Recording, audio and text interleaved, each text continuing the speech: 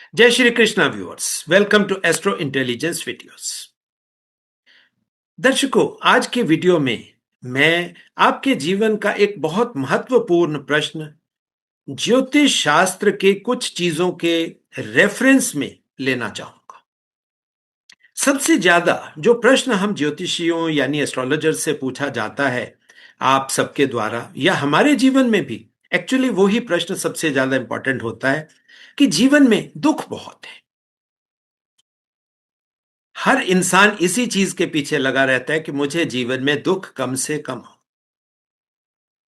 हम चाहते हैं कि हमारे जीवन में सुख हो, मगर एक्चुअली हम कहते क्या है कि हमारे जीवन में दुख या तो ना हो या और अगर हो तो बहुत कम हो।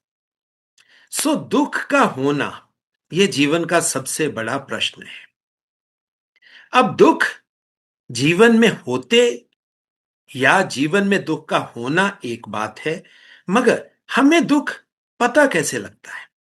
यानी कि हमारे मन को सबसे पहले दर्शकों पता लगता है कि मन में अनुभूति दुख की आनी शुरू हो जाती है। और दुख की अनुभूति या दुख का अनुभव कैसे होता है कि जीवन में कुछ चीजें हम नहीं कर पाए, यानी हमें जिन चीजों से लगता है कि सुख मिल सकता है कि हम वो नहीं कर पाए, इसलिए हमें दुख मिला। बच्चा पढ़ता है, अच्छे नंबर नहीं मिलते, उसको दुख मिलता है। पहली बार में प्रयत्न करने में बात नहीं बनती, दूसरी बार में बात बन जाती है तो उसे थोड़ा सा सुख का अनुभव होता है।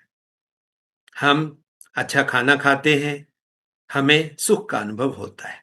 अगर बढ़िया से बढ़िया रेस्टोरेंट पे जाकर भी हमें खाने का स्वाद ना आए तो हमें दुख का एहसास होता है।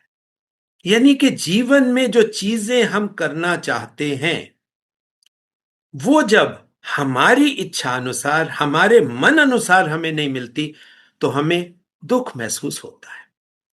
तो दर्शकों, हम दुख की डेफिनेशन इस तरह ले सकते हैं कि जो इच्छाएं हमारी हैं, कामनाएं हमारी हैं, एक्सपेक्टेशंस हमारी हैं, जब वो पूरी नहीं होती तो हमें दुख का अनुभव होता है।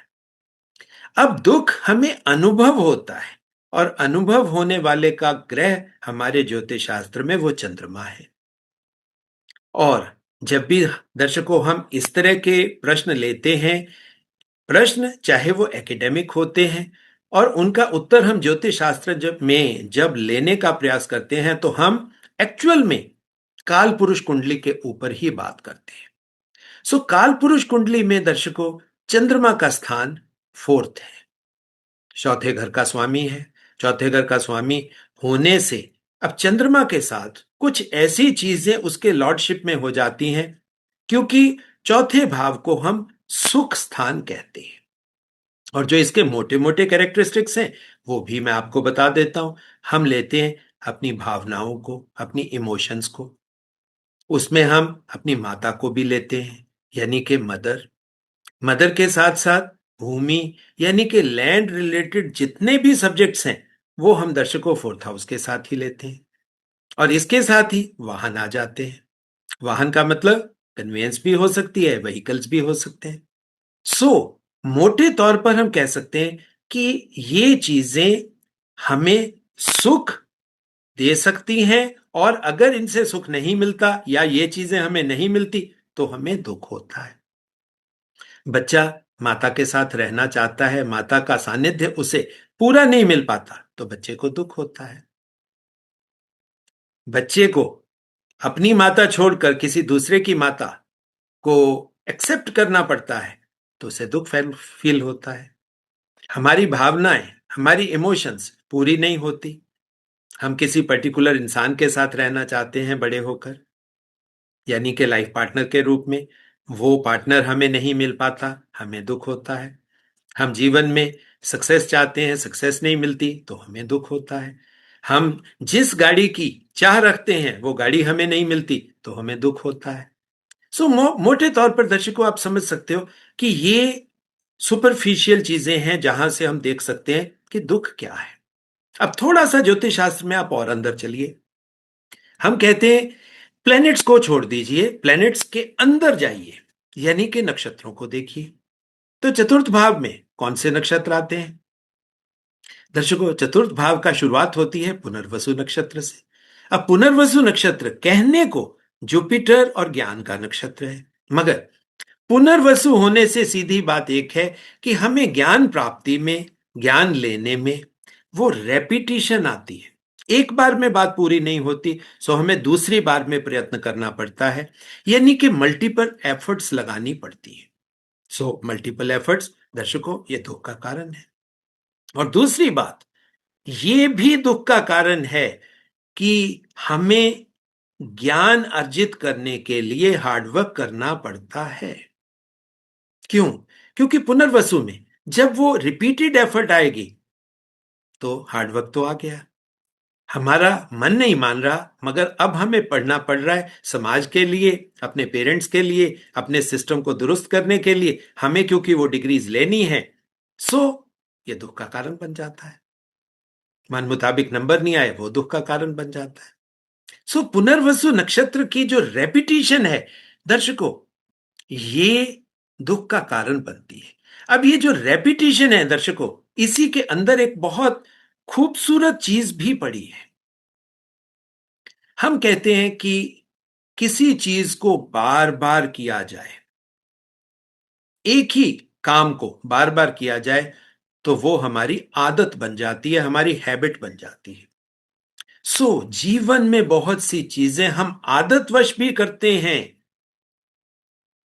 और वो आदत दुख का कारण ही बनती है। सो पुनर्वसु नक्षत्र की रेपिटेशन और ये जो हैबिट मेकिंग बातें हैं, ये कहीं ना कहीं हमें दुख के आगोश में लेकर जाती है। अब पुनर्वसु नक्षत्र के बाद जो चौथे भाव का जो मिडल पार्ट है दर्शकों, वहां पर क्या पड़ा है? वहां पर पड़ा है शनि का नक्षत्र पुष्य। पुष्य पोषण के साथ है, न्यूट्रिशन। अब वो पोषण हम खाने के रूप में, क्योंकि शरीर को जरूरत है न्यूट्रिशन की, पोषण की, हम शरीर को कहते हैं कि शरीर को हमें अच्छे तरीके से पोषित रखना है, हमें स्वस्थ रहना है। अब दर्शकों, स्वस्थ का मतलब अब आप यहां पर थोड़ा सा समझ लीजिए। स्वस्थ को हम कैसे समझ सकते हैं? इसको आप संधि विच्छेद करिए। स्वस्थ यानी कि अपने आप में स्थित होना। स्व जमा स्थ इज इक्वल टू स्वस्थ, यानी कि अपने आप में स्थित हो जाना। अब पुष्य नक्षत्र, क्योंकि हमारे ये मन का सब्जेक्ट है, तो जब हम अपने पोषण में, न्यूट्रिशन में स्थित हो जाएंगे, तो हम कह सकते हैं कि हमें वो पोषण मिलेगा। मगर दर्शकों, इसी स्वस्थ से एक और डेफिनेशन भी निकलती है कि जब चाहे हम उस पुनर्वसु की रेपिटेशन में अपने आप को स्थित कर लें, पुष्य के पोषण में अपने आप को स्थित कर लें, और पुष्य के बाद अश्लेषा में अपने आप को स्थित कर लें, तो दर्शकों ये सबसे बड़ा दुख का कारण है। क्योंकि शास्त्र सीधा सीधा हमें यह कहते हैं कि हमें किसी भी चीज के साथ इन्वॉल्वमेंट नहीं बनानी, हमें किसी के साथ भावनाओं का, इमोशंस का वो एक एसोसिएशन नहीं बनाना, जिसको हम कहते हैं मोह।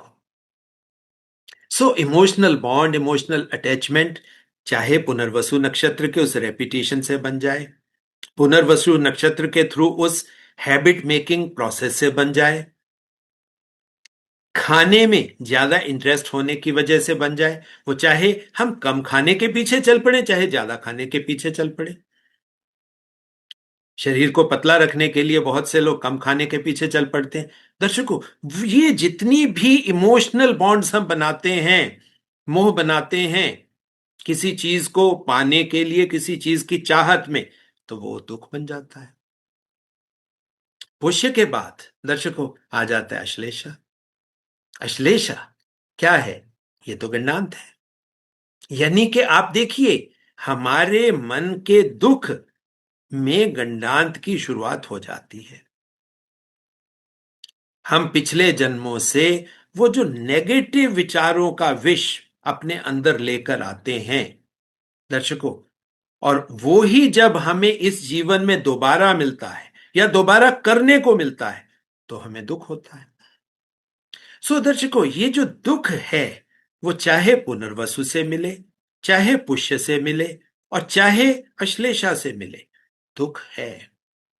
और इसी दुख को समझने के लिए, क्योंकि दुख खत्म हो जाएगा तो सुख अपने आप आ जाएगा, सो हम ऐसे भी कह सकते हैं कि ये जो सवा दो नक्षत्र हैं, ये आपके जीवन में एक्चुअल में सुख ला सकते हैं, और अगर इनमें से किसी चीज की कमी हो गई तो वो दुख आएगा।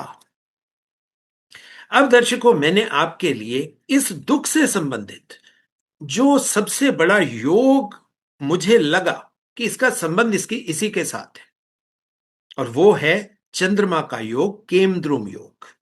सो आज हम केमद्रुम योग को भी समझेंगे। केमद्रुम योग के थ्रू जो चीजें दुख के साथ एसोसिएट होती हैं, हम उसको भी समझने का प्रयास करेंगे। और उसके लिए मैंने आपके लिए चीजें थोड़ा सा तैयार करी हैं। सो अब मैं आपके सामने शेयर कर रहा हूं, जैसे अब आप स्क्रीन पर देख रहे हो, केमद्रुम योग। अब दर्शकों, मोटे तौर पर आप समझिए केमद्रुम योग क्या होता है। हम इसको ऐसे लेते हैं कि चंद्रमा जहां भी आपका पोजीशनड है, क्योंकि चंद्रमा का कालपुरुष कुंडली में नेचुरल भाव चौथा है, सो तीसरे और पांचवें भाव में अगर कोई भी प्लेनेट नहीं होगा, हम कहेंगे कि ये केमद्रुम योग है। या सीधे शब्दों में, आसान भाषा में अगर आप समझना चाहते हैं केमद्रुम योग क्या है, हम अकेले हो गए। हमारा घर, हमारा मकान बिल्कुल अकेला हो गया, ना हमारे आगे कोई पड़ोसी है, ना कोई पीछे पड़ोसी है। सो मन का अकेलापन, दर्शकों, ये भी तो दुख का बायस है। सो केमद्रुम योग और अकेलापन और दुख, ये तीन चीजें जब इस तरह इकट्ठी हो गई, तो मुझे भी लगा कि केमद्रुम योग के माध्यम से मैं आपको दुख समझा पाऊंगा, और दुख से हम कैसे पार हो सकेंगे ये भी हम थोड़ा सा डिस्कस करें। अब दर्शकों, थोड़ा सा डेफिनेशन पढ़ लेते हैं कि केमद्रुम योग क्या है। एक्सक्लूडिंग द सन, यानी कि सूर्य को छोड़कर, सूर्य अगर है भी है तो उससे कोई फर्क नहीं पड़ता। क्यों? क्योंकि सीधा सीधा ये ज्योतिष शास्त्र का प्रिंसिपल है कि सूर्य यानी हमारी चेतना, हमारी आत्मा, वो तो एक्चुअल में कुछ करती ही नहीं, और उसको हम किसी भी नेगेटिव वर्ड के साथ एसोसिएट नहीं कर सकते, क्योंकि सूर्य को ये परमात्मा की तरफ से आप समझ लीजिए कि एक आशीर्वाद मिला हुआ है कि सूर्य को हम किसी भी नेगेटिव के साथ एसोसिएट कर नहीं सकते। क्यों? क्योंकि सूर्य, दर्शकों, प्रकाश है। प्रकाश जहां भी जाएगा अंधकार तो भाग जाएगा, सो उसको नेगेटिव के साथ लेबल किया ही नहीं जा सकता। सो एक्सक्लूडिंग द सन, सूर्य अगर है भी है तो उसको छोड़ दें। सूर्य को छोड़कर there should be no planet with the moon, चंद्रमा के साथ कोई भी दूसरा ग्रह नहीं होना चाहिए इन सेकेंड और ट्वेल्थ फ्रॉम द मून, यानी कि चंद्रमा जहां है उससे अगले भाव में। यानी कि जब चंद्रमा, हम चौथे भाव की बात कर रहे हैं, तो चौथे भाव के चंद्रमा से पांचवें भाव में कोई प्लेनेट नहीं होना चाहिए। एंड ट्वेल्थ, ट्वेल्थ का मतलब क्या हुआ? तीसरा भाव। यानी कि अगर चंद्रमा चौथे भाव में है और तीसरे और पांचवें भाव में कोई प्लेनेट नहीं है, या अगर सूर्य है भी है, ठीक है, तो हम इसे मानेंगे कि यह केंद्रुम योग है। और अभी डेफिनेशन कंप्लीट नहीं हुई। और इन एंगल फ्रॉम द लग्न, एंगल का मतलब क्या होता है? एंगल का मतलब होता है 159। सो अगर चंद्रमा से एंगल में, यानी कि पांचवें नौवें भाव में कोई नहीं है, हम उसको केंद्रुम योग ही कहते हैं। सो दर्शकों, ये एक ऐसा योग है क्योंकि इसका संबंध सीधा सीधा हमारे मन से है, इसीलिए ये योग बड़ा है। क्यों?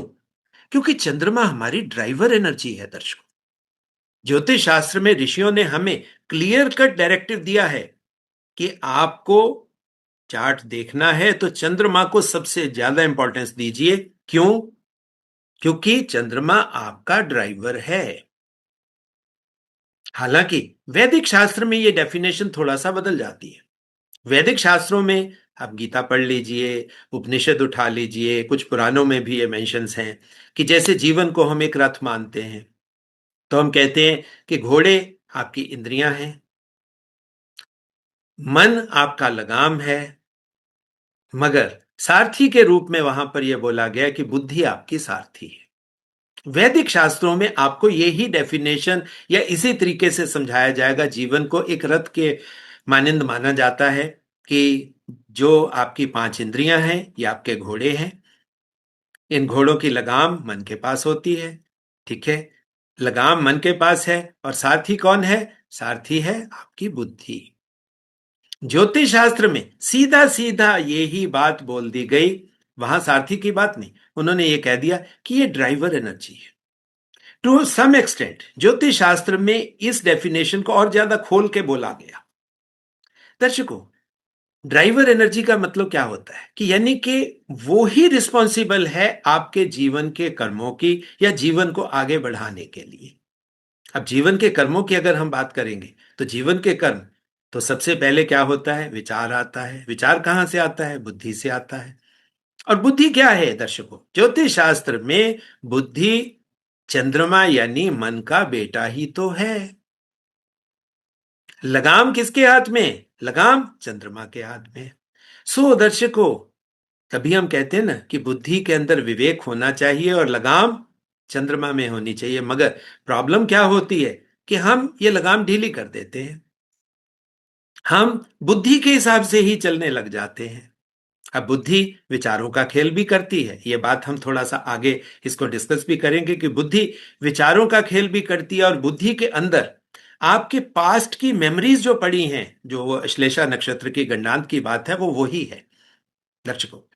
तो जब हम इस तरीके से समझते हैं तो आप देखोगे कि क्लियर कट बात एक है कि हाथ में लगाम चंद्रमा यानी के मन के पास है। मन लगाम ढीली कर देगा तो फिर तो बुद्धि के पास खेल गया। और जब भी हम अध्यात्म की बात करते हैं, स्पिरिचुअलिटी की बात करते हैं, हम कहते हैं कि मन को पकड़ो, मन को साधो, मन को ढीला नहीं छोड़ना, यानी वो लगाम बुद्धि के पास ना चली जाए। तो ये जितनी चीजें हैं दर्शकों, आज की वीडियो में हम डिस्कस करेंगे। अगर लगाम हमने कस ली, अच्छे तरीके से पकड़ लिया, हम अच्छे ड्राइवर बन गए तो सुख मिल जाएगा। अगर लगाम ढीली हो गई तो दर्शकों दुख मिलेगा। सो केमद्रुम योग दर्शकों, आपको पता लग गया कि केमद्रुम योग क्या है। चंद्रमा के आगे पीछे कुछ नहीं होना चाहिए। इवन आगे एंगल में भी कुछ भी ना हो, कोई प्लेनेट ना हो तो केमद्रुम योग बनता है। इसको बुरा योग ही माना गया। क्यों बुरा योग माना गया? क्योंकि सीधी सी बात है दर्शकों, हमारा मन कोई ना कोई एसोसिएशन चाहता है, किसी को चाहता है। आप देखो, आप अपने ऊपर लगा के देखो। अगर आप अकेले हो, अकेलेपन से आप किस तरह परेशान हो जाते हो? मोबाइल उठा लेते हो, टीवी चला लेते हो, किसी से बात कर लेते हो, किताब पढ़ना शुरू कर देते हो। यानी कि मन को कुछ ना कुछ चाहिए बिजी रहने के लिए। मन अकेला रहना नहीं चाहता, क्योंकि मन को दुनिया चाहिए और दुनिया हमेशा बाहरी होती है दर्शकों। दर्शकों, अब इस चीज को आप थोड़ा सा क्लियरली समझ लो। क्यों मैंने चतुर्थ भाव की बात करी? आप सीधा सीधा एक बात समझ सकते हो कि चंद्रमा के एक तरफ सूर्य है और एक तरफ बुद्धि है। बुद्धि चंद्रमा से पहले है, उसको तीसरे भाव का आप सब्जेक्ट समझ सकते कि एक तरफ बुद्धि है, विचार है, और दूसरी तरफ आत्मा और या चेतना है। सो बुद्धि जाएगी विचारों की तरफ, विचारों के थ्रू हम कर्म करेंगे, बाहरी दुनिया को देखेंगे, हम अपनी इंद्रियों को चलाने का प्रयास करेंगे उसी दिशा में। और मन के दूसरी तरफ है चेतना। जब भी साधना की बात आएगी हम कहेंगे कि दुनिया से हटके हमें अंदर की तरफ यात्रा करें, यानी कि बाहर की यात्रा मन के लिए। मन को लगता है कि बाहर सुख पड़ा है, मगर दर्शकों सच्चाई की बात यह है कि एक्चुअल सुख आपके अंदर है। स्वस्थ यानी कि स्वस्थ, जब आप अपने स्व में स्थित हो जाओगे तो वो ही सुख है, वो सबसे बड़ा सुख है, आनंद है। इस चीज को अब आप क्लियरली समझ लो। ये योग से भी यही बात आती है कि वो जो अकेलापन है वो ही आपकी परेशानियों का बायस है और अकेलापन ही आपको प्रेरित कर जाता है। कि आप किसी चीज के पीछे चल पड़े। आपने मोबाइल खोला, मोबाइल में कुछ खास चीजें बार बार आपको दिखाई गई। पुनर्वसु नक्षत्र बार बार दिखाई जा रही है, बार बार एक ही एड आपके सामने आ रही है। शुरू में आपने कैजुअल देखा, फिर कैजुअल देखा, दो चार बार के बाद आपको लगा कि चलो देख ही लेते हैं। जैसे ही आपने देखा दर्शकों, उसका हिप्नोटिक इफेक्ट स्टार्ट हो गया। ये बात जो है हमारे मन को प्रभावित कर गई, और जैसे ही बात प्रभावित हो गई, आपने अपना पैसा किसी फला शेयर में डाल दिया, कोई फिल्म देखने चल पड़े। यानी कि किसी चीज के प्रति आप इन्फ्लुएंस हो गए, प्रेरित हो गए। सो अब केमद्रुम योग आपको यह बताता है कि जब भी इस तरह की स्थिति आती है, यह बैड योग है, अच्छा योग नहीं है। अब इसके रिजल्ट्स देख लीजिए। The native born in this yoga will be very reproached. अकेला, हम कहते हैं हम दूसरे को अप्रोच कर सकते हैं। रिप्रोच का मतलब क्या है? अपने अंदर चले गए। Will not be intelligent. Intelligent आदमी अपने मन से चलेगा, लगाम उसके अपने हाथ में होगी। जब हम किसी दूसरे की बुद्धि, किसी दूसरे का इन्फ्लुएंस लेके बात करेंगे, तो हम इंटेलिजेंट थोड़ा हुए। और वैसे भी तीसरा भाव दर्शकों किस चीज का है? बुद्धि अभी सीखने के मोड में है, लर्निंग मोड में है।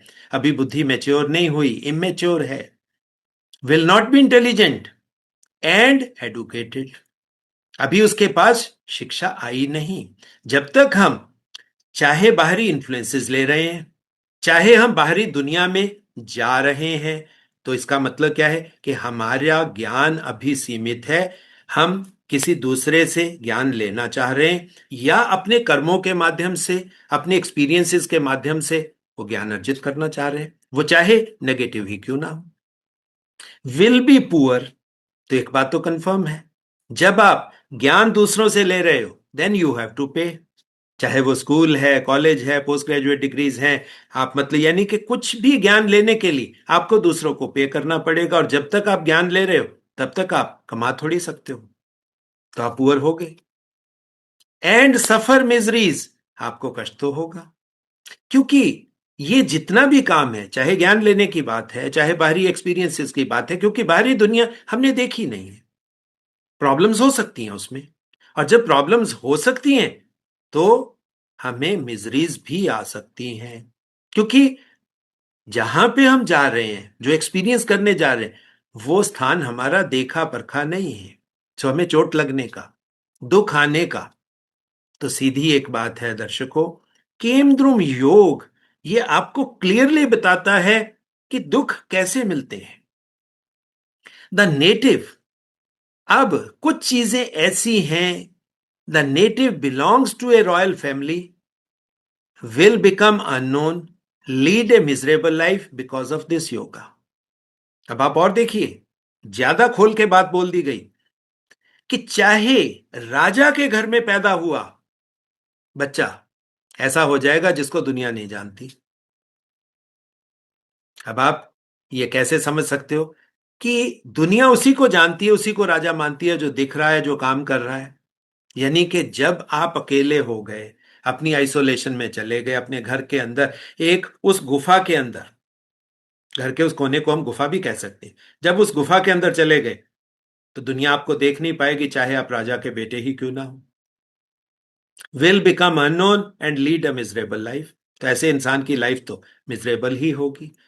Because of this yoga he will be addicted to immoral ways. अब आप देखिए, ये जो एडिक्शन वर्ड आता है दर्शकों, ये एडिक्शन क्या है?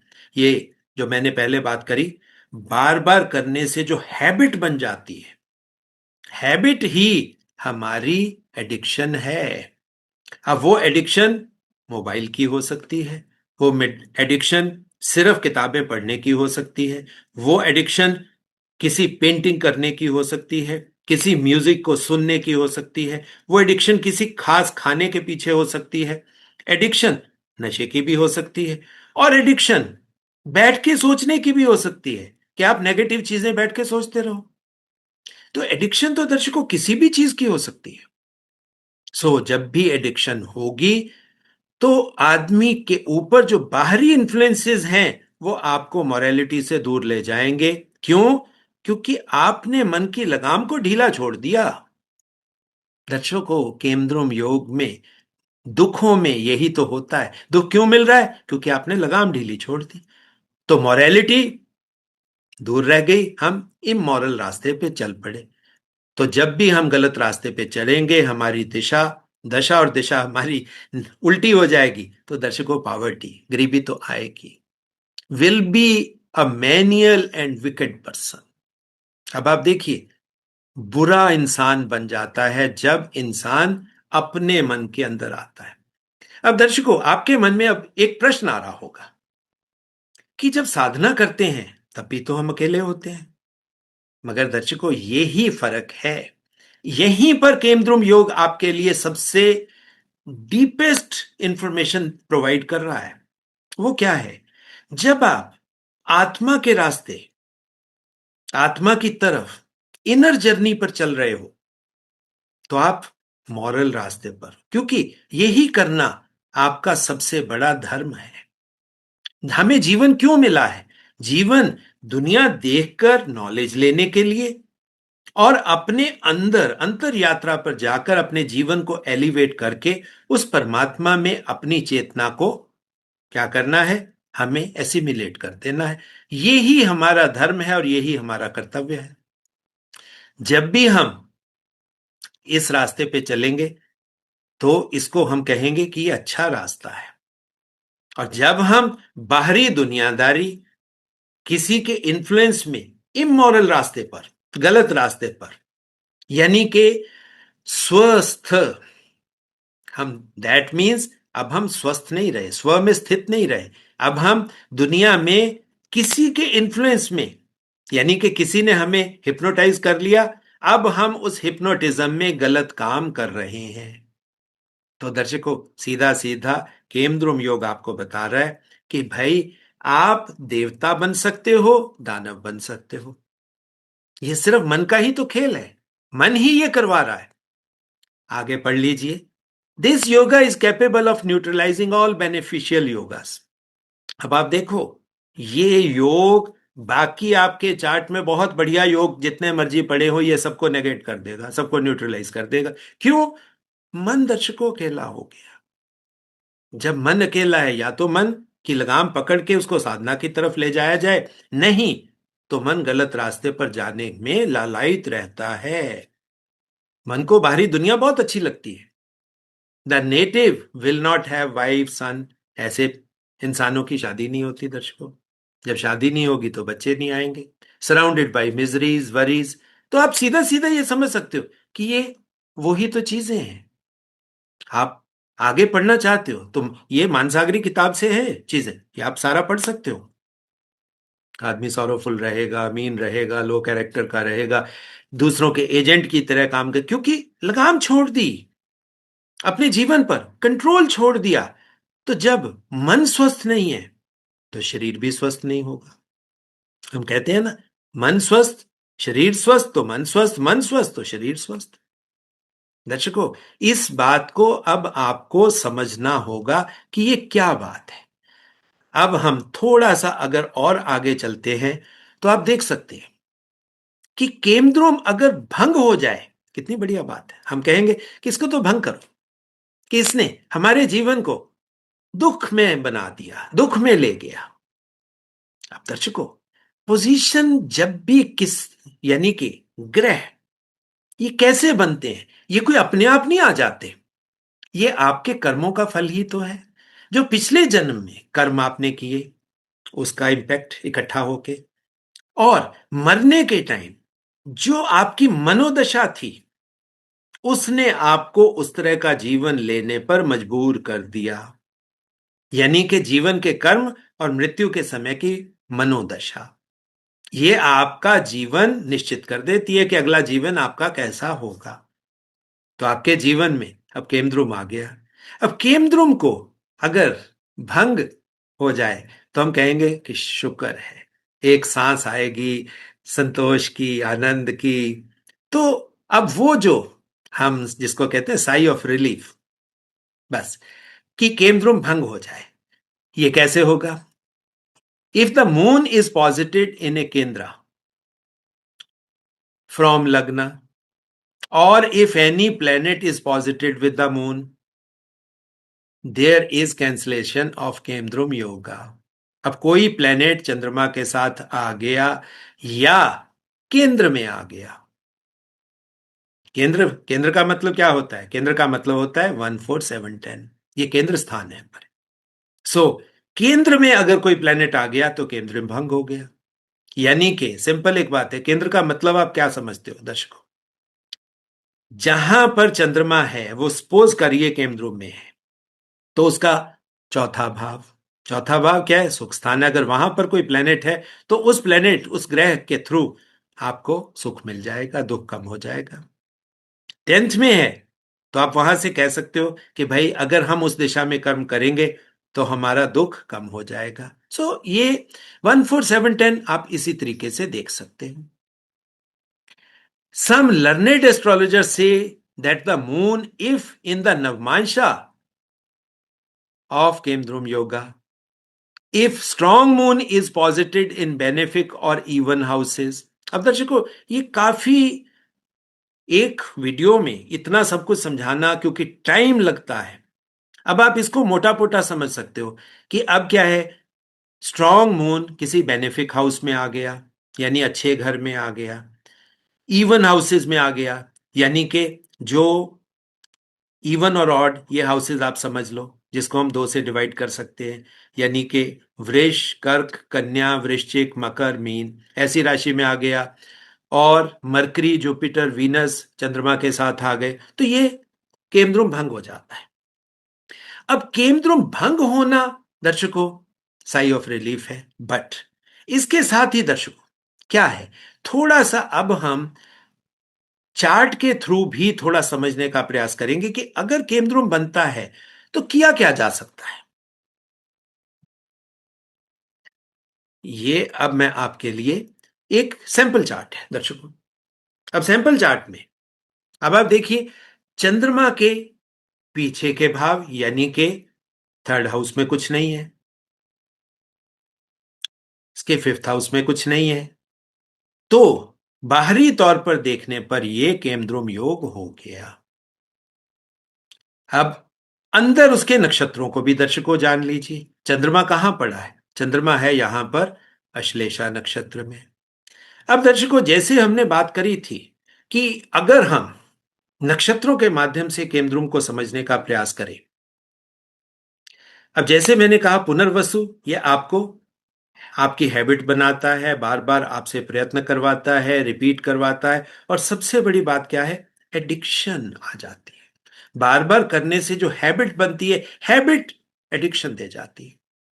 यानी कि आपके मन को किसी के साथ भी अटैच नहीं होना, इमोशनल बॉन्ड नहीं बनाना, मोह का संबंध नहीं बनाना। अब वो मोह का संबंध क्या है? अब आप देखिए ये जो रेपिटेशन है, कभी आपने इसको सोचा ये रेपिटेशन क्यों हुई, क्यों आती है किसी के जीवन में? हम कहते हैं ना कि पेपर अच्छा नहीं हुआ हमारा, भाई क्यों नहीं हुआ पेपर अच्छा? तो दैट मीन्स कहीं ना कहीं जब आप उस पेपर की तैयारी कर रहे थे तो लेजीनेस आपके अंदर थी, आपने अपने शनि को समझा नहीं था। शनि ने जो हार्डवर्क आपको दे सकता है, शनि के माध्यम से जो हार्डवर्क आपको मिल सकता है, आप उस दिशा में गए ही नहीं। तो जब लेजीनेस दर्शकों रहेगी, ऑब्वियस एक बात है, तो प्रॉब्लम एरिया तो हो गया। तो ये फिर क्या है, वो लेजीनेस हमारी हैबिट बन जाती है, और वो लेजीनेस दैट मीन्स वो हैबिट कह लीजिए या एडिक्शन कह लीजिए। इसी तरीके से पुनर्वसु के बाद पुष्य, पुष्य में खाने के साथ। अब दर्शकों खाने की बात, किसी को खास खाना पसंद है, किसी को अब क्या है, खाना खाना पसंद है, किसी को खाना छोड़ना पसंद है, किसी को कम खाना पसंद है। अब आप देखिए जितनी बातें मैं बोल रहा हूं ये सब कहीं ना कहीं दुख की बातें हैं। शरीर को जितना पोषण चाहिए अगर आप उतना पोषण नहीं दे रहे तो ये भी तो शरीर को पतला रखने के लिए एक एडिक्शन ही तो है। आप खाना छोड़ रहे हो, दर्शकों कितना बड़ा इमोरल एक्ट। बेचारे किसानों ने कितनी मेहनत करके वो अनाज, वो खाना आपके लिए तैयार किया, उसमें कितने लोगों का हार्डवर्क, खून पसीना लगा था, और आपने उस खाने को छोड़ दिया। तो ये भी तो इमोरल एक्ट है, वो कहीं ना कहीं, क्योंकि कर्मों का फल कहीं जाना थोड़ी, वो आपको ही मिलना है। पोषण आपने ज्यादा दे दिया, आप एक ही खाने के पीछे बार बार, जैसे आजकल के बच्चों को बर्गर पिज्जा, अगर बर्गर पिज्जा खाते रहोगे तो जो एसेंशियल न्यूट्रिएंट्स है आपके बॉडी के कम हो जाएंगे। आप एक ही खाने को बार बार खाते रहेंगे तो बाकी चीजें आपकी कम हो जाएंगी, शरीर का पोषण खराब हो गया। तो दर्शकों, अब यहां पर आप क्लियरली समझ सकते हो कि जब हम एक ही एक्ट को बार बार कर रहे हैं, एडिक्शन में जा रहे हैं, तो बुद्धि तो गई। ये बुद्धि का सब्जेक्ट नहीं है। That means we are influenced. किसी की स्मेल अच्छी लग रही है, किसी का साइट अच्छी लग रही है, किसी का टेस्ट अच्छा लग रहा है, यानी कि हम किसी इन्फ्लुएंस में हैं, किसी से प्रभावित हैं। चाहे वो डोमिनोज की एड ही, सबवे पिज्जा वालों की एड ही क्यों ना हो, कि हमें वो एड बहुत अच्छी लगी, उसमें हमारा पसंद का एक्टर था, अब वो खा रहा है तो हम भी खा रहे हैं। बुद्धि कहाँ है? वो इन्फ्लुएंस है, यानी कि आप कहीं ना कहीं हिप्नोटाइज हो गए। तो हिप्नोटिज्म भी तो किसका सब्जेक्ट है दर्शकों? मन का ही तो सब्जेक्ट है। अब थोड़ा सा दर्शकों, आप अश्लेषा नक्षत्र में केमद्रुम को समझ लीजिए। यह सबसे ज्यादा परेशानी की बात है, गंडांत है दर्शकों। पिछले जन्मों से जो कुछ कर्म आपने किए, कर्मों के माध्यम से जो मेमोरीज आपने एक्वायर करी, वो नेगेटिव मेमोरीज, वो ही आपका विष है जो इस गंडांत में पड़ा है। क्योंकि अश्लेषा में हम कहते हैं ना कि ये विष है, विष जैसी स्थिति है। अब गंडांत क्या है? वो गांठ पड़ी हुई है, वो चाहे रिलेशनशिप की है, चाहे किसी के साथ झगड़ा होने से हुई हुई है। अब वो गांठ पड़ी हुई है, ये जीवन आपको मिला है उस गांठ को समझने का और उस गांठ को खोलने के लिए। बट कहना दर्शकों बहुत आसान है। अब वो इंसान जैसे ही सामने आता है आपके, जिसके साथ आपकी गांठ पड़ी है, वो विष तुरंत एकदम से ऊपर आ जाता है। गुस्सा, फ्रस्ट्रेशन, आपके नेगेटिव हॉर्मोन्स बॉडी के अंदर। अब देखिए प्रोसेस क्या बनता है। तो ये सारा का सारा प्रोसेस दर्शकों आपको गांठ खोलने नहीं देता। ये भी एक ऐसा हिप्नोटिक इफेक्ट है कि गांठ खुलती नहीं। अब मन की लगान छूटी हुई है, ढीली है। अब आप समझ सकते हो कि मन बार बार उसी खेल में जा रहा है।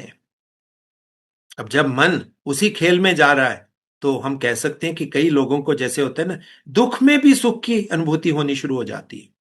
लोग दुख को इतना अपना पाल लेते हैं, पोस लेते हैं, जहां पे बैठेंगे वो बात करेंगे, मुझे ये दुख है, मुझे ये दुख है। मतलब वो दुख में आनंद खोजने की कोशिश कर लेते हैं। ऐसी पर्सनैलिटीज, ऐसी साइकोलॉजी वाले लोग आप रोजाना देखते भी हो।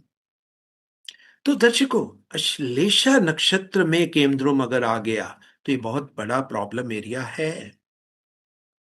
देखिए, अब मन अकेला है। मन अकेला क्या है? वो ही गांठ को बार बार बार बार, वो ही विचार आपके दिमाग में बार बार चलते जा रहे हैं। सो इन ए वे दर्शकों, आप समझ सकते हो कि ये क्या है खेल, कि हमारी बुद्धि या तो पास्ट से इन्फ्लुएंस हो रही है, या हमारी बुद्धि फ्यूचर से ऑब्सेस हो रही है। मगर दर्शकों, सबसे बड़ी बात यह है, फोर्थ हाउस की एक्टिविटीज हमारे प्रेजेंट जन्म की एक्टिविटीज हैं। माता आपकी प्रेजेंट है, भूमि आपकी प्रेजेंट है, वाहन आपके प्रेजेंट हैं, खाना आपका प्रेजेंट है, विचार आपके प्रेजेंट में हैं, चाहे इन्फ्लुएंस आगे पीछे से हो सकते हैं।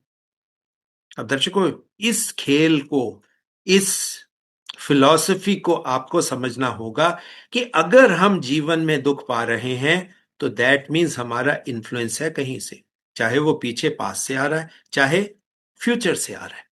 अब दर्शकों, थोड़ा सा इस पास्ट फ्यूचर को जब आप समझो तो आप, क्योंकि ये मैंने आपके लिए एक्सपेरिमेंटल एक चार्ट बनाया है और कुछ नहीं है, ये किसी का चार्ट नहीं। अब आप सीधा सीधा समझिए इसके पिछले भाग में क्या है।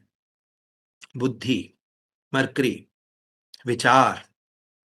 अब आप समझिए, बुद्धि विचार आपके 12th में है।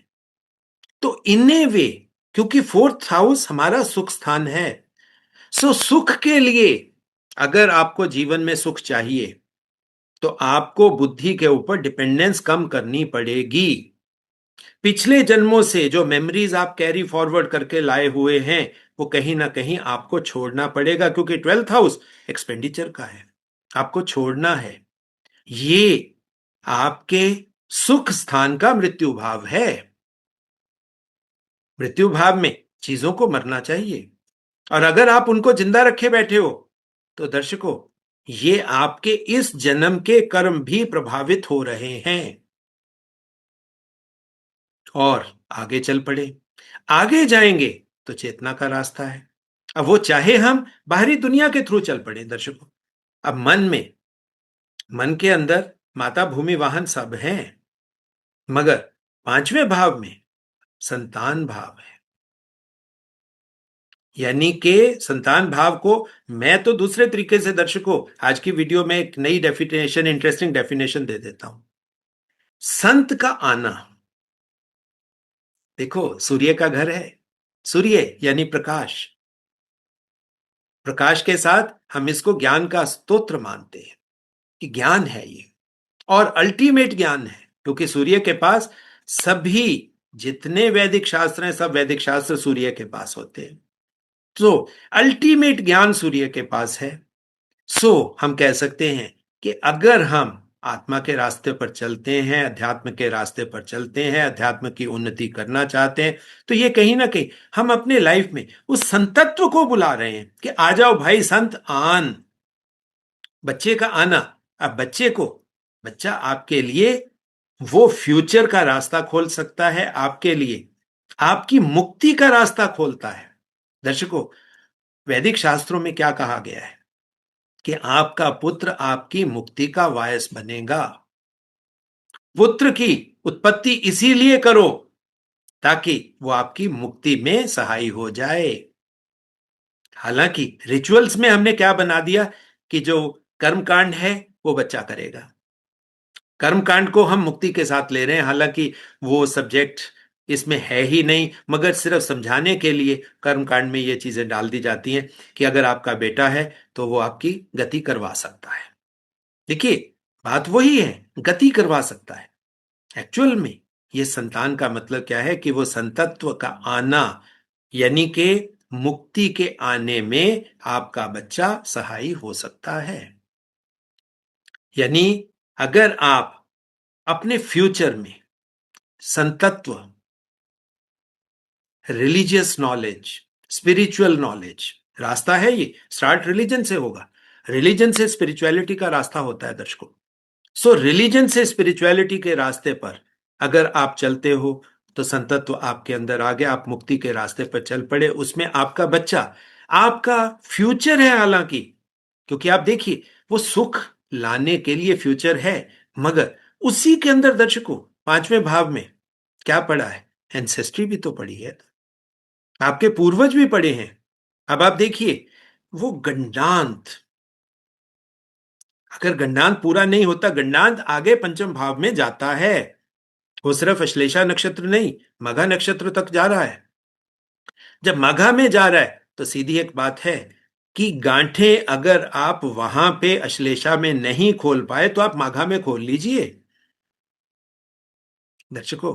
तभी मैं कहता हूं ज्ञान को अपनी तलवार बना लीजिए, और रेमिडीज के पीछे मत जाइए। ये कर्म कांड में कुछ भी उल्टा पुल्टा, आजकल के ज्योतिषी बहुत कुछ उल्टा पुल्टा बता रहे हैं, आप ये कर लो वो कर लो, दर्शकों ऐसा है ही नहीं।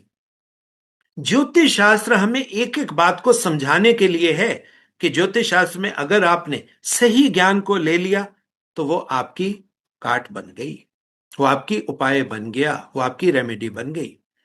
सो दर्शकों, बुद्धि को फ्री हैंड मत दो, मन के लगाम को पकड़े रखो और इंद्रियों को काम पे लगाओ।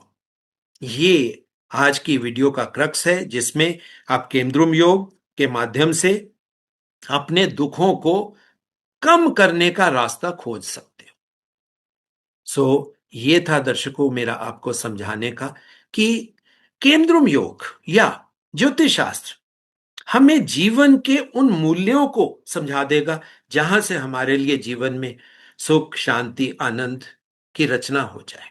और यही तो हम सब चाहते भी हैं, क्योंकि सबका जीवन अच्छा बने, ये मंगल कामना एटलीस्ट हमारे जैसे स्पिरिचुअल लोगों के मन में हमेशा ही रहती है। हम सबकी मंगल कामना करते हैं कि हर इंसान जीवन में जो एक गोल लेकर आया है वो उस गोल तक एटलीस्ट पहुंच जाए।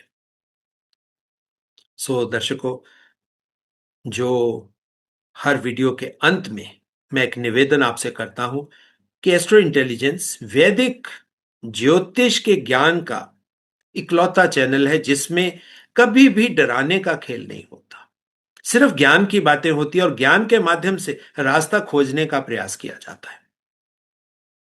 तो निवेदन है कि इस चैनल को ज्यादा से ज्यादा लाइक देकर सब्सक्राइब करें और दूसरे लोगों को शेयर करें, ताकि ज्ञान की गंगा घर घर तक पहुंचे और ये ज्ञान लोगों के जीवन को प्रकाशित करे। बाकी आप जो दर्शक अपने चार्ट्स मुझसे एनालाइज करवाना चाहते हो, उन सभी के लिए फोन नंबर दर्शकों मेरा एक ही है, दैट इज 9881। उसी के माध्यम से आप मुझसे संपर्क स्थापित कर अपने कुंडली में जो मार्गदर्शन चाहिए वो आप ले सकते हो। इसी तरह की अगली ज्ञानवर्धक वीडियो आने तक दर्शकों बहुत बहुत प्यार, बहुत बहुत आशीर्वाद।